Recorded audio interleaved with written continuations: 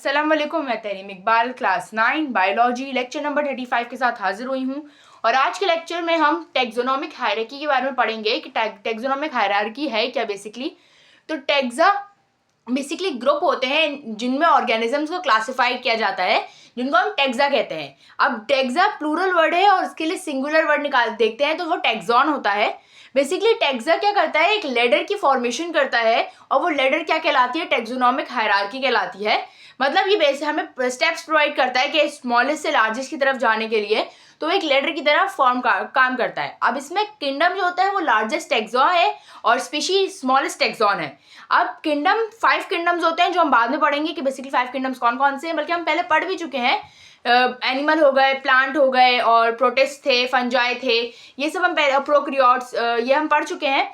और kingdom largest tax on है और species is the smallest tax on.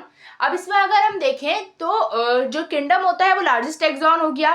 फिर फाइलम पे आए, जो सेकंड होता है हमारे पास टेक्सोनोमिक हायरार्की में, वो होता है ग्रुप ऑफ रिलेटेड क्लासेस। मतलब फाइलम क्या होता है, ग्रुप ऑफ रिलेटेड क्लासेस जब मिलती हैं तो वो फाइलम कहलाती हैं।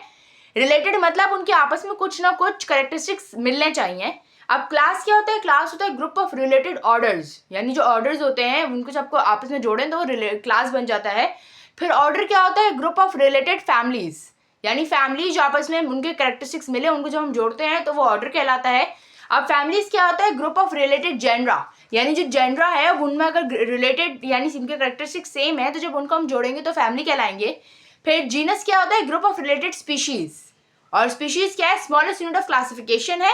ये स्पीशीज का हम ये भी कहते हैं कि the organism that can interbreed freely with each other to produce fertile offsprings, यानी वो ऑर्गेनिज्म जो आपस में रिप्रोडक्शन कर सकें और फर्टाइल ऑफस्प्रिंग पैदा कर सकें, उनको हम क्या स्पीशीज कहते हैं। अब स्पीशीज क्या होता है, स्मॉलेस्ट यूनिट ऑफ क्लासिफिकेशन होता है और स्पीशीज में सारे ऑर्गेनिज्म जो होते हैं बिल्कुल सिमिलर होते हैं।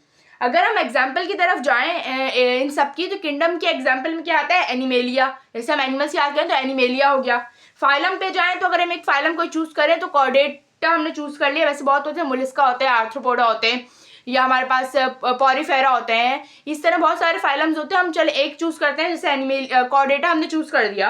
अब क्लास में पढ़े तो क्लास हो गई मैमेलिया, यानी हमने जैसे मैमल की क्लास चूज कर ली। इसमें भी क्लासेस बहुत होती है, एम्फीबिया हो गया हमारे पास, एव्स हो गया हमारे पास, इसमें से हमने मैमल को अगर चूज किया। फिर ऑर्डर की तरफ आए तो ऑर्डर क्या हो गया, प्राइमेट्स हो गया। प्राइमेट्स कौन से होते हैं, नर्वस सिस्टम हो और स्टैंडिंग की एबिलिटी हो इनके पास, तो प्राइमेट्स होते हैं। अब फैमिली की तरफ आए तो वो होमिनाइडा होता है, फैमिली। अब जीनस की तरफ आए तो जीनस इनका होता है होमो और स्पीशी होता है सैपियन। तो अगर इनका साइंटिफिक नेम लिखें एनिमल्स का तो वो होता है, वो मैमल्स का साइंटिफिक नेम होता है होमो सैपियन।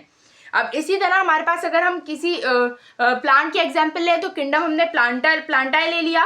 फिर फाइलम मैग्नोलिया फाइटा ले लिया हमने। फिर मैग्नोलिया साइडा ले लिया हमने इसका क्लास।